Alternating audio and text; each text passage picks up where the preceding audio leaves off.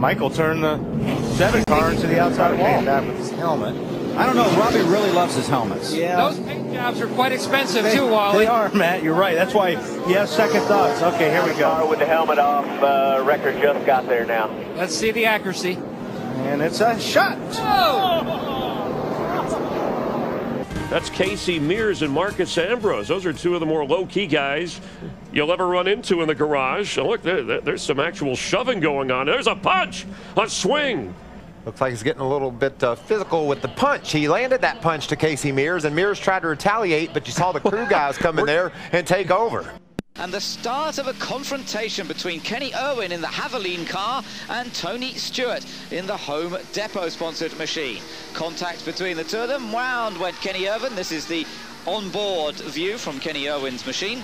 And that was the start of a series of confrontations. This was a little bit later on in the race, coming down the inside, getting past Tony Stewart, and then a little nudge from Stewart in the number 20 car. Saw Kenny Irwin spinning once again.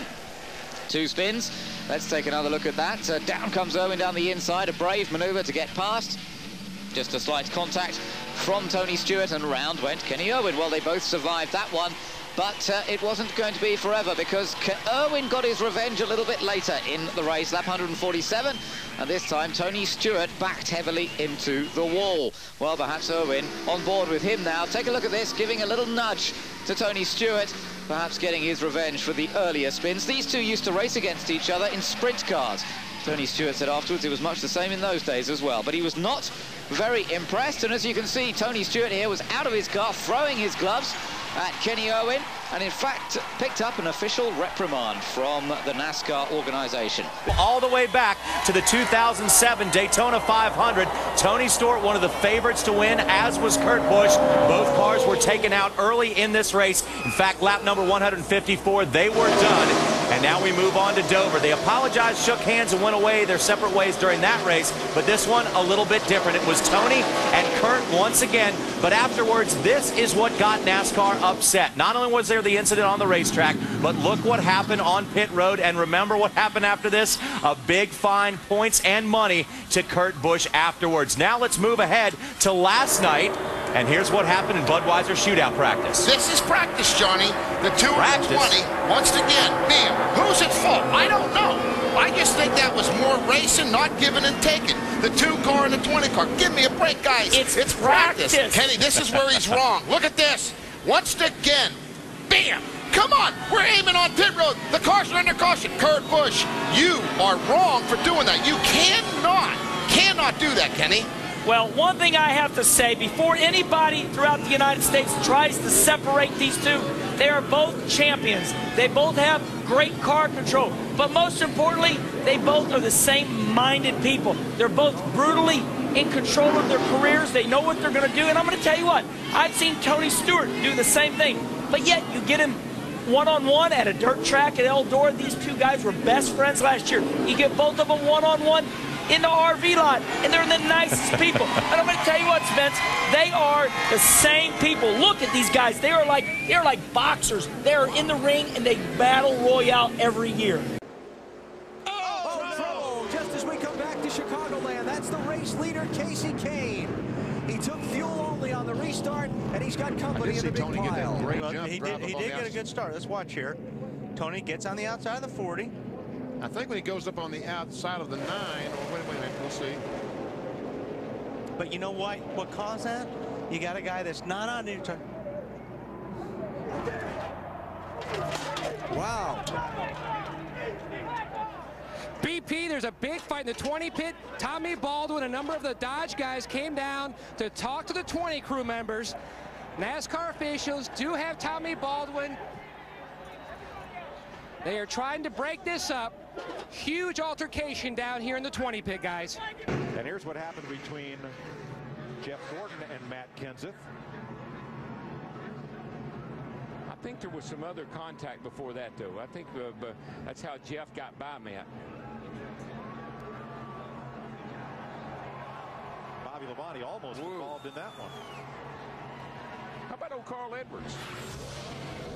Jeff Gordon out of his car, and he's not happy with Matt Kenseth.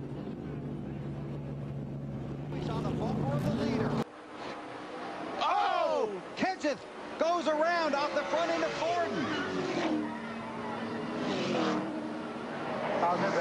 And automatically you think of what happened at Bristol between the 17 and the 24 that resulted in that shoving incident on pit road after the race. One like that, you know, Matt, he ran a great race, and you know, we had our troubles in Bristol, and that had nothing to do with what happened there. I got in there real hard, and he blocked me a little bit, a couple of times, and you know, I jumped back in the gas. I don't know if Kasey on the outside made him have to hesitate, but you know, I just trying to get the best run I could and got into him. So sorry to Matt, but can Keselowski try to win it? I don't know. I don't think he can step out until he waits till the last second and picks up. He goes to the outside. Is Edwards going? Oh, no! He turns him. No, no. Oh, and that destroyed the front end of Newman's car. No. Edwards will not make it to the flag. Oh, Brad Keselowski won this race. Carl gets tapped from behind. Look out, could get hit. He gets Allgaier and then gets tagged by another car that comes into the view there. I can't see the number because they're backlit from the sun. It is the 32 of Brian Eichler, the 29 of Stephen Light. Oh, and Matt DiBenedetto is also involved in this. You mentioned it, aggressive driving. We just saw it. I don't know what he was saying. Yeah, I'm sorry. That's Carl Edwards. I had room. I went down, and then he hit us from behind. Let's see if we can watch this again and see who did what here. Logano on the outside, Edwards in the middle. Ooh, Carl got clipped by Brad Keselowski. Just run him up the hill, couldn't save it, and got into Joey Logano. And who half do a you... second. And the 99 has turned over Brad Keselowski. And we have a caution. My goodness. I don't know if I'm okay. Keselowski was on track for a 6th place finish. Boy, that's... We're told there was contact between Edwards and Keselowski. A little crossover move here by Carl. Clean here, clean here. Just slight contact. Oh, look at that thing go. That looks so much like Edwards' turnover at Talladega off the bumper of Keselowski. It really did, and I'm so wondering and hoping that when they put the spoiler back on these cars, they'll Never happens now this race. Oh, they touch. Keselowski gets into Edwards. They save it. Drag race down the backstretch now. That's that half car length I was talking about. They both survived it. Let's see what happens in turn 3. Reed Sorensen waiting in the wings. Here's Keselowski on the inside. Carl Edwards, can he make it stick on the outside? Brad thought he had the best car all night. Took the inside line on the restart. This is going to be down to the wire. Oh, they touched. He spun out. Carl gets into Keselowski. Oh, Carl Edwards will win. That's it. Checker flag. Good job, man. You are the man. He deserves it. Good job. I just hope Keselowski's okay here. That was a hard hit, guys. That was ugly. Wreck behind you. Just slow it down. Ugly. Slow it down. There's a big wreck here. Rusty's been trying to hold off Jeff Gordon for the last contact there, and they're still, they almost got hung together there. Wow. Now Jeff's going to try to get on the outside. Here he comes. He had tried it on the inside. That didn't work, so he said, let me go up on the high side of the racetrack. Rusty was protecting that bottom lane, and it looks like that Gordon, he's... Oh, and the contact, and Jeff spins. Got a spin on turn. Get him low. You got it. Go. Don't let the 23 on the bottom. A lot of smoke. Everybody checking out. Well, Jeff Gordon walks back to his truck in the Winston Cup garage. Obviously, Jeff, very emotional. What happened, Jeff? That's pretty obvious. You tell me. You know, you got it on video. I think it's pretty simple. You know, I had the position on him. He just drove into the left rear. I don't know what happened. He got just 2 laps. Gordon got a terrible restart. I believe he spun the tires when he took off. Rusty Wallace pulls to the inside. That 2-car Steve Busch coming. He carries him all the way up. Oh, right there. Wrecking down the front. They stayed green. Todd Bodine got spun, but we keep going. This is after the race. Ooh. And he gets him on the tap. Oh, he brake checked him. And Jeff's arms out the window. And there's Rusty's response. Steve?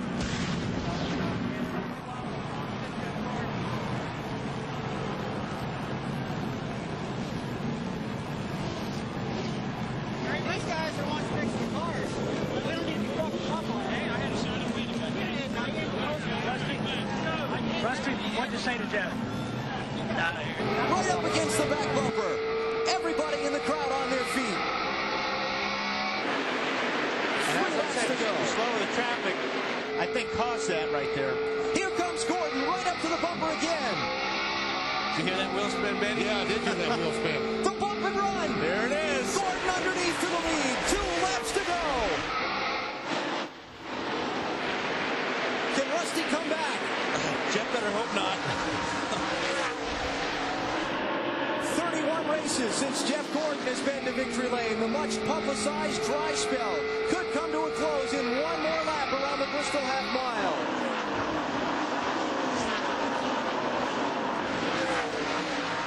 He dominated the opening part of the race, got caught back in traffic after a late pit stop, but the bump and run is going to get Jeff Gordon the checkered flag at the end of the winless streak.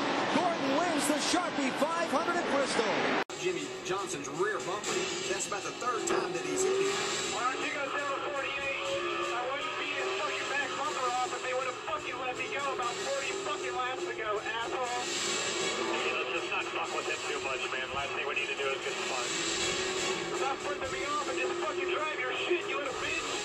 Yeah, put me off again, motherfucker. I'll dump your shit. Oh no, and Jeff Gordon. Where in the world? Bring it to me. He's over at the exit of turn 2, and Jeff Burton involved. This had to happen at the opposite end of the racetrack. God, we just wrecked on the backstretch. 24 cut up in front of me and caught my right front fender, my left front. Here's what happened with Gordon and Burton. Well, I don't know about that. Wow. Hard contact for the 24. And they're going to go and talk it out here. Oh, and this is... Well, we've got a fight breaking out. Yeah, Jeff's not happy. Jeff Gordon not happy with what happened there. Oh, there they go. Win again. Oh, there they go. I told you, he can't do that. Didn't make it that time. Caution is out. Here comes another car spinning. Randy LaJoy, 34. And that's all because he locked it down. Spin and save, though, for LaJoy, as this wreck is still going on. I'm not sure. I think going on purpose, still going on purpose. I think one of them's throttles hung. I'm not sure which one. Kyle Busch for position after they've made their stops. Oh! Very turned him. Oh, man. Was that a misjudgment or was that a turn on purpose? Rusty, what do you think? Well, it looked like Kevin was trying to dart back underneath them. He had a big run and just didn't quite clear him. It looked like a racing accident to me, but boy, it's They bumped awful. earlier, though. Remember, they had some... Makes you wonder. Bring the car to pit road. Wow. See, Kevin tried to do that swap over. Here he comes. He's got a good run down the back. There should be a lot of contact as we head down this back straightaway. Kyle Busch way on the inside picks up a spot. Harvick drops 1. Edwards to 2nd on fresh tires.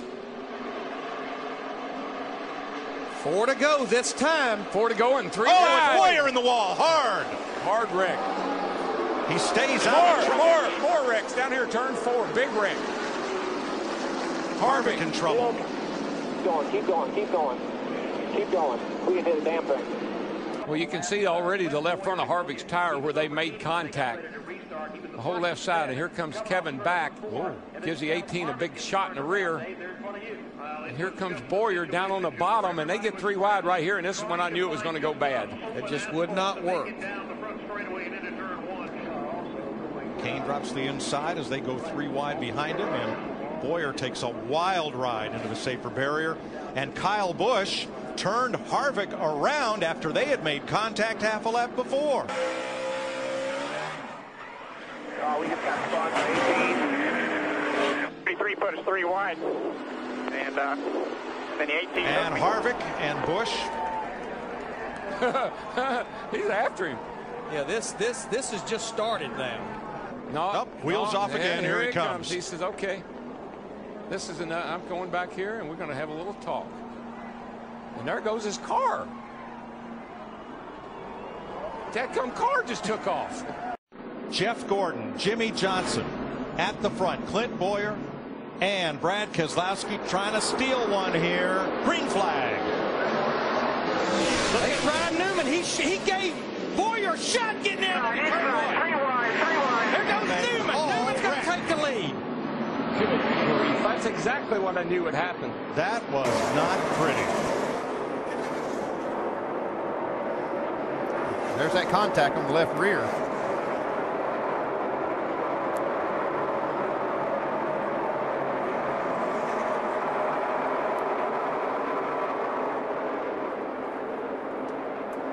Well, a good day gone bad again for Jeff Gordon in this chase. Turning Clint Bowyer into the wall, collecting Joey Logano. Caution flag is out.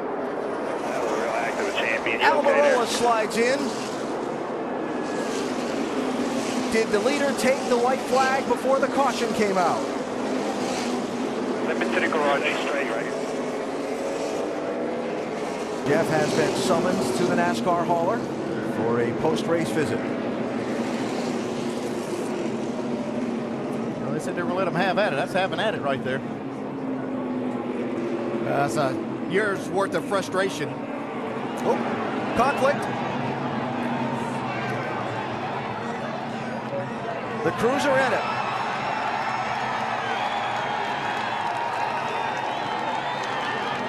Somewhere in the middle of that is Jeff Gordon.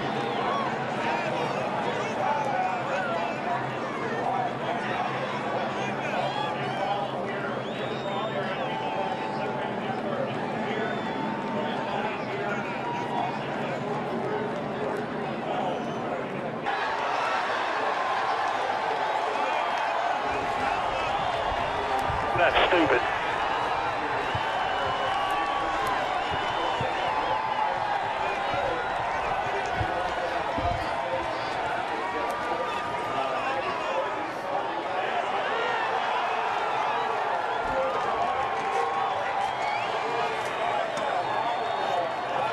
So we had shown you the replays of the initial contact between Jeff Gordon and Clint Bowyer racing for 5th position. Then this, the payback,